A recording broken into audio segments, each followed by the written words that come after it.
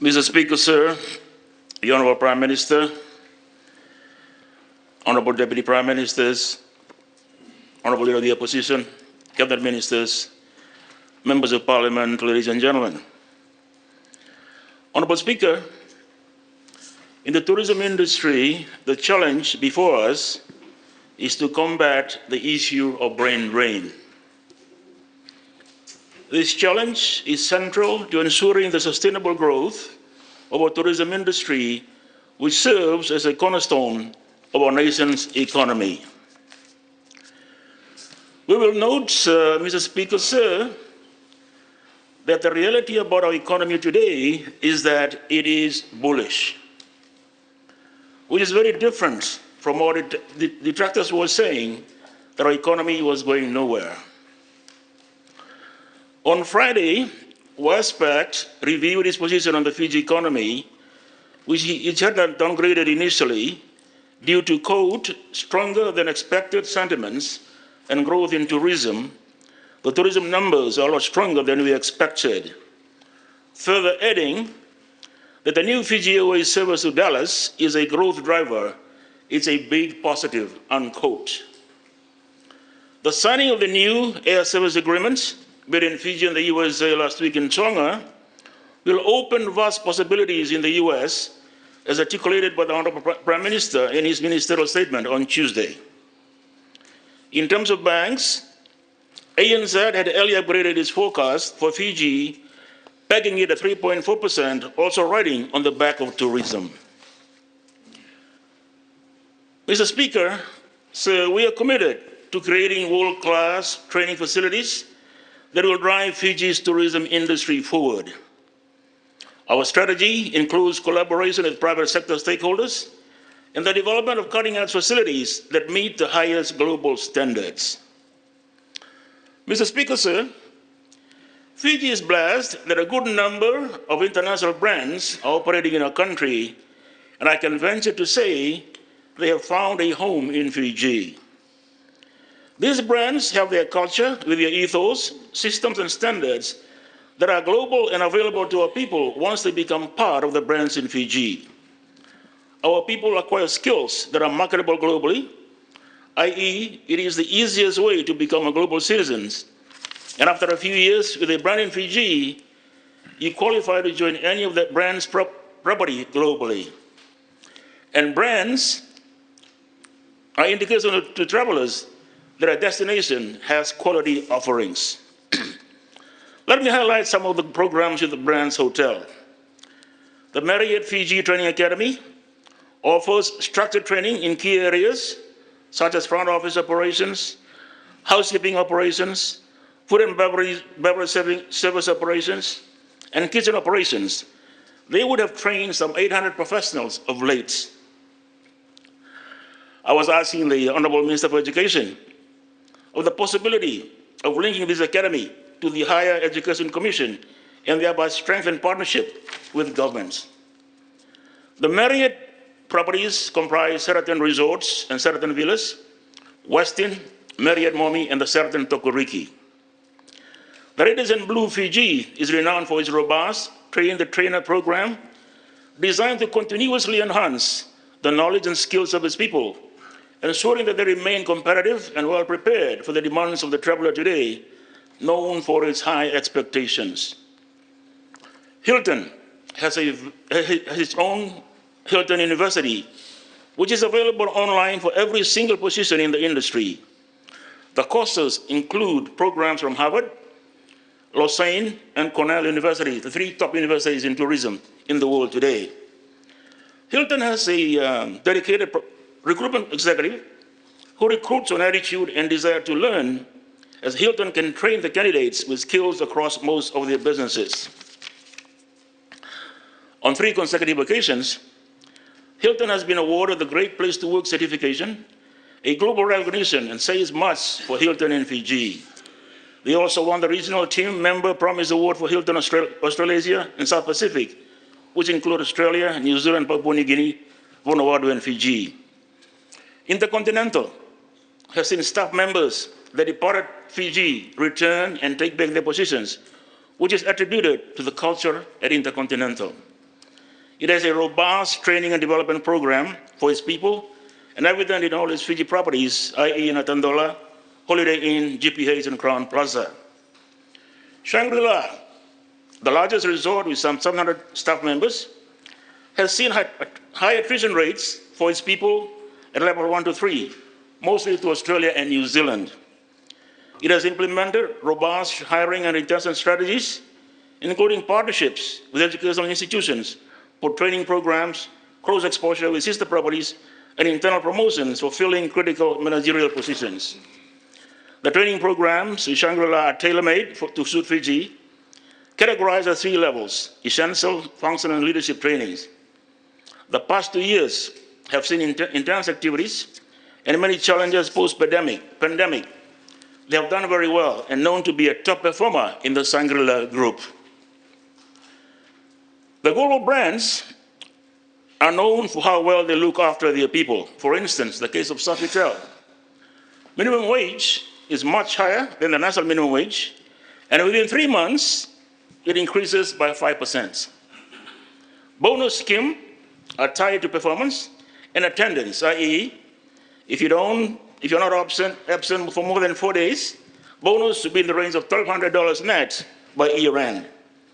There's access to senior management training, including external placements such as in Australia and even France. Full medical family insurance for middle management and above. Educational assistance for courses that benefit both their career and the organization. Sofitel is dedicated. Learning and Development Division running a minimum of 800 hours of training per month. After 6 months, staff can apply for internal cross-training for other positions available within the resort. Other brands, such as Adriga, Warwick, and Wyndham, are also operating in Fiji, all with well-established programs to recruit and train to retain staff. And of course, we have our very own turnover group with properties in Fiji and the region. Independent operators have their own programs, and most are emulating what the big brands are doing. Mr. Speaker, sir, a recent phenomenon is the conversion from independent to brand, and many are going that way after COVID. Pre-COVID, brands were growing their portfolios mostly through new properties and less on conversion at the ratio of 80 to 20%. 80% were new properties, 20% were conversions. But now it's 40% new properties and 60% conversions. As recently announced, Wonolevu will have its first brand through Wyndham in Lambasa, owned by the Moda Group. The hoteliers are part of Fiji's Hotel Association, Fiji Hotel Tourism Association, or FITA, the preeminent tourism industry association that represent their interest. FITA has a very powerful voice and plays a big role in combating the brain drain phenomena. On aviation services, Honorable Speaker, our aviation sector is a critical component of Fiji's tourism industry, and we have invested heavily in world-class training facilities. Unfortunately, Mr. Speaker, sir, the brain drain phenomena is quite severe in aviation. According to ICAO, the number of passenger and cargo numbers will double by 2036. This will call for more pilots, more engineers, more air traffic controllers, and other related aviation jobs. Countries will poach from each other. The Fiji National University is gearing up to this challenge. At its Nandi campus, it trains for people for LAME, which is Licensed Aircraft Maintenance Engineering. It runs for 3 years, taking in 30 intakes each year. The application on, Mr. Speaker, sir, is about 200 and 300 each year, but they can only take 30. FNU will be adopting the New Zealand standards, which takes 2 years, and graduates can qualify for jobs in the Pacific, including Australia and New Zealand. FNU is looking at doubling its graduates this year, and the government of Australia, through DFAT, is playing a huge supporting role following the visit of the Honourable Pat Conroy a few months ago. FNU will expand into pilot training and is grateful that Fiji Airways has donated the A330 MFTD, which is maintenance and flight training device, flying simulator, to help in this area. This expense on Mr. Speaker said will cost some $10 million. But FNU Nandi today, Mr. Speaker, is the center for aviation in the Pacific with huge cost benefits for our neighbors, i.e. it costs 10 times as much more to train in Australia than in Fiji. So the cost in Fiji is 10% of what they would pay if they trained in Australia or New Zealand. We are also in discussion with certain governments in underwriting a master's program in aviation through FNU. Mr. Speaker, sir, Fiji Airport Limited operates the Fiji Airports Aviation Academy, offering specialized courses in air traffic management, ADM, aviation firefighting services, and air traffic safety electronic personnel under this Aviation Training Institute certificate issued by CAF. All the courses are recognized by ICAO. The training equips its people, among other things, the Nandi Flight Information Region, Nandi FIR, which covers some 6 million square kilometers in the Pacific, managed from Nandi. Of course, Mr. Speaker, sir, such highly trained people are very marketable, and they continue to move to developed countries such as Australia and New Zealand, requiring the Academy to continue to increase its intake of trainees. Mr. Speaker, sir, the Fiji Airways Aviation Academy in Nandi stands as a beacon of excellence. This fully integrated training center offers state-of-the-art facilities, including full flight simulators and advanced training devices. In the coming weeks, Fiji Airways will be commissioning 2 new flight simulators and 2 new flight training devices. These resources provide unparalleled training for Fiji Airways flight and cabin crew, as well as for the other global aviation entities, reinforcing Fiji's reputation as a leader in aviation excellence. Mr. Speaker, sir, Fiji Airways is a high-performing organization employing some 2,200 talented employees. It has successfully navigated the challenge of retaining its key skill sets through some key effective measures, such as the remuneration strategy, Mr. Speaker, sir, is based on competitive pay on market benchmark salary. There's best practices focus, leadership development with inclusive strategies to improve women in leadership, and harnessing the learning culture in the organization. Our national airline is a source of pride, standing 14th in excellence in the top 100 airlines globally. It was awarded the best airline in Australia and the Pacific in 2024. I believe all of us, when we fly with our national airline, we know what we're talking about here. The quality of the service is very, very evident and very pleasing. On pilots training generally, we grow our own pilots through the South Pacific Aviation Training Institute, SPETI, at Nausori International Airport, and the Pacific Flying School and Advanced Aviation Training Fiji Limited in Nandi. These institutions, with their modern facilities and up-to-date training aids, are producing graduates who now hold significant positions in regional airlines such as Fiji Airways, Air Vanuatu, and Airlines of Papua New Guinea. Some are flying huge jets in the busy corridors of the Middle East and Europe. On inbound operators, coordinating the ground arrangements of the tourists is a very challenging task, and this falls into the domain of the inbound operators and the like, such as rental car companies. They also conduct their own training, and a leader is the Rosie Academy, which has found that the brain drain phenomenon is not all bad, as it allows youngest intakes into the industry. Some that have departed have returned, as the grass is not always greener at the other side. Honorable Speaker, is also the health and wellness. As we continue to develop Fiji as a premier tourism destination, we also focus on emerging sectors like health and wellness tourism. This niche market offers significant opportunities for growth and requires a workforce trained in specialized areas such as health and wellness service, spa management, and holistic therapies. A phenomenon here, Honorable Speaker, is that people who have made their fortune are now saying, take my wealth give me back my health. And this is a phenomenon that we see today, Honorable Speaker. A prime example of this commitment to health and wellness tourism is the Pacific Specialist Health Center, Healthcare in Nandi.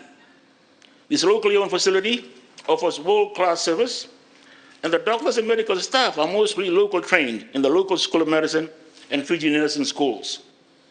For general wellness, a number of academies provide training, such as Spa Academy Fiji Essence of Fiji based in Nandi, Lumiere Academy at Lautoka, FID College working collaboratively with FNU, FNDC, and Pivot Point all across Fiji.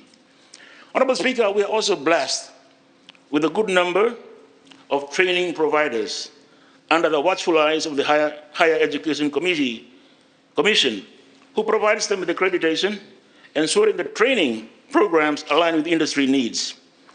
This requires close collaboration between educational institutions and industry stakeholders to develop relevant, up-to-date curricula that reflect the latest industry trends and demands. The training providers are the Fiji National University, offering diplomas, degrees, and postgraduate degrees in tourism and hospitality. University of the South Pacific, offering a wide range of courses and programs in tourism and hospitality at undergraduate and higher degree levels. Fiji National Productivity Center, NTPC, a division of FNU, providing vocational and skills-based training in hospitality, tourism management, and culinary arts. We have the Australian Pacific Training Coalition, and we have Polytech, which has taken over some of the campuses operated by technical colleges that have closed. They provide training and education in hospitality and tourism at the certificate level. Vishan Ifotech provides hospitality programs. Pacific Technical Institute and Service Pro, long in the business and has made huge impact across the community. Most of these training providers receive government grants. Honorable Speaker, affordability of money is a significant factor, and the coalition government is committed to providing substantial financial support through scholarships, grants, and other incentives. These initiatives are designed to make education more accessible and to encourage our people to build their careers here in Fiji.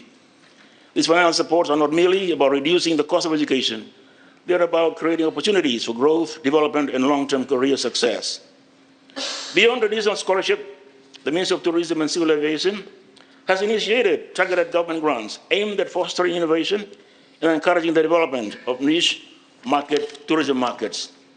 These grants are available to entrepreneurs and businesses that are developing new tourism products or services, particularly in emerging areas such as ecotourism, cultural tourism, and adventure tourism.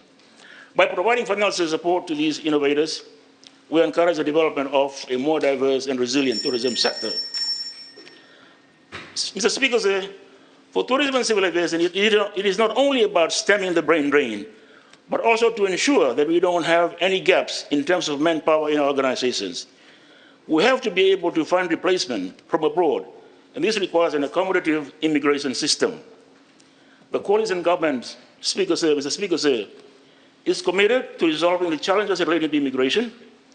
A committee consisting of the DPM Finance and DPM Trade, plus Minister for Home Affairs, meets weekly with the Growth Reset team, who are private sector volunteers and immigration senior officials, to resolve issues related to immigration. This involves a focus on all permit processes with a plan to speed up processing. Automation of work permits is a key focus presently, which will lead to significant improvements and expected to go live on 9 September 2024. In conclusion, Honorable Speaker, the comprehensive approach we have outlined today highlight our commitment as a nation to addressing the brain drain phenomena and ensure the continuing health and sustainability of tourism and civil aviation. Global labor mobility is here to stay, but our vision is clear: to create a tourism industry that not only drives economic prosperity, but also serves as a model of excellence in training, career development, and innovation. By working together, we can overcome the challenges before us and build a brighter future for Fiji, a future where our people thrive, our economy prospers, and our tourism industry remains a beacon of excellence on the global stage. Thank you. Thank you, Honorable Deputy Prime Minister. And I now call on the